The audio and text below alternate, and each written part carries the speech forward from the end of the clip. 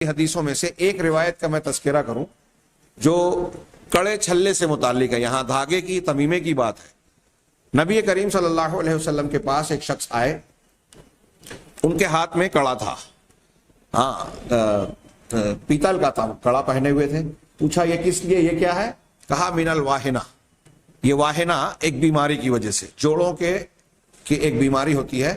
بعض علماء نے کہا کہ کاندھے کے قریب, کاندھے سے لے کے ہاتھ کے حصے میں رگیں پھول جاتی ہیں, اس بیماری کو واہنہ کہتے ہیں عربی زبان میں. اور اس کے علاج کا یہ عربوں کا ایک تصور تھا کہ پیتل کا کڑا پہننے سے گویا اس میں سدھار ہو جاتا ہے. ایسی بہت ساری چیزیں آج ہمارے سماج اور معاشرے میں رائج ہیں. ایک چیز تو وہ ہے جس کو اطباء بتاتے ہیں کہ اس میں میگنیٹک پاور کی وجہ سے نیگیٹو پازیٹیو کے طاقت کی بنیاد پر پریشر کو کنٹرول کرنے کے لیے جسم سے جوڑا جاتا ہے.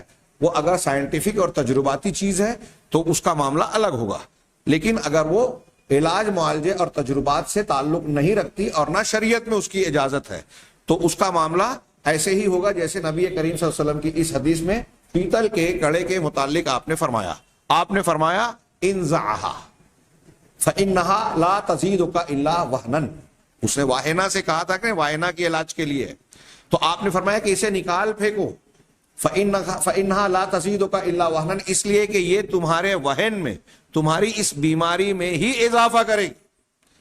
تو اس سے اللہ کے نبی صلی اللہ علیہ وسلم کے اس فرمان سے ایک بات یہ پتہ چلی کہ اگر اس قسم کی چیزوں کو استعمال کرنے سے بعض اوقات کچھ لوگوں کا یہ خیال اگر بنتا ہے کہ اس سے ہمیں فائدہ ہوا, جیسا کہ میں نے اس سے پہلے کے درس میں بیان کیا کہ بعض مرتبہ نفسیاتی طور سے انسان کو احساس ہوتا ہے کہ جب سے میں نے یہ تعویذ پہنی, یہ کڑا پہنا, یہ دھاگا لگایا تو مجھے اچھا لگ رہا ہے.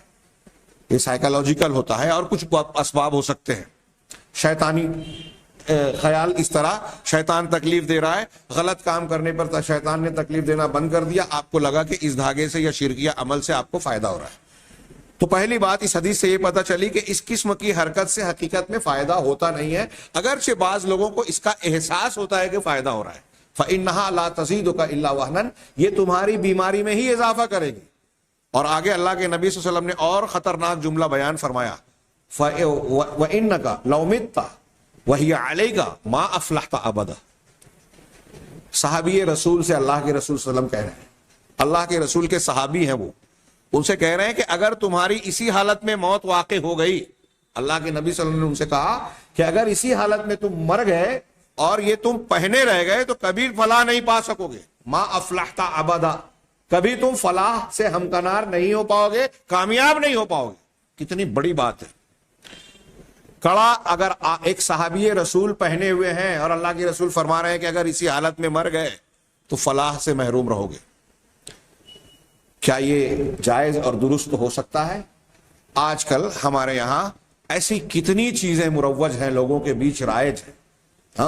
کڑا, دھاگا, کوئی ہاتھ میں, کوئی کمر میں, اور پھر بعض انگوٹھیاں پہنی جاتی ہیں.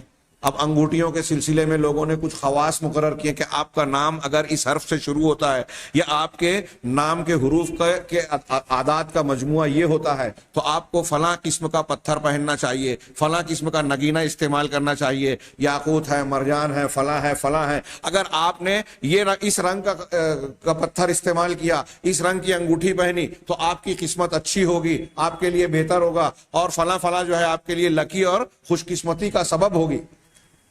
یہ پتھروں میں, یہ تعویذوں میں اور بہت سارے اس قسم کے لوگوں نے چیزیں ایجاد کر رکھی ہیں. کیا انسان کو اللہ تبارک و تعالیٰ نے یا رسول اللہ صلی اللہ علیہ وسلم نے یہ بتایا ہے کہ اس میں آپ کی قسمت کے بنانے یا بگاڑنے کی صلاحیت ہے, نفع اور نقصان کی طاقت ہے؟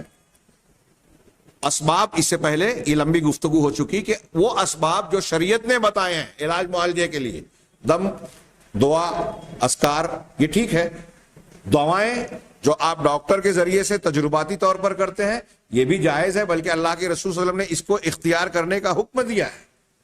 لیکن جن چیزوں کو نہ شریعت نے بتایا نہ تجربات اور سائنسی طور پر ہمیں پتہ چلتا ہے کہ یہ کسی بیماری میں علاج کا ذریعہ اور سبب ہے, ایسی چیز کو سبب ماننا, یہ ایک میں نے بتایا تھا کہ یاد رکھیے یہ اصول, جس کو شریعت نے سبب نہیں بتایا, تجربات سے جو سبب نہیں ہے اس کو سبب ماننا شرک ہے. اگر اس کو آپ سبب مان رہے ہیں تو شرک اصغر ہے، اور اس کے اندر نفع اور نقصان کی مستقل طاقت مان رہے ہیں تو شرک اکبر ہے۔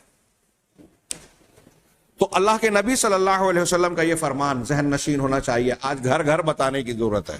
ہمارے یہاں شاید کوئی گلی محلہ ایسا نہیں ہوگا جہاں کسی کے گلے میں، کسی کے ہاتھ میں، کسی کے گھر میں، کسی کے دروازے پر، کسی کی دیوار پر، کسی کے جانور پر، ہاں، دکان مکان میں مختلف قسم کے نقوش، گنڈے، تعویذ اور ایسی بہت ساری چیزیں موجود نہیں ہیں، نہ ہو، بہت عام اور کامن ہے۔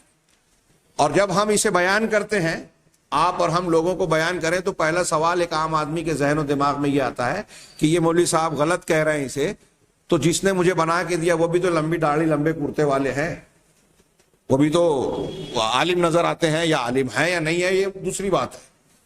تو ان کے ذہن میں یہ شکوک و شبہات ہوتے ہیں۔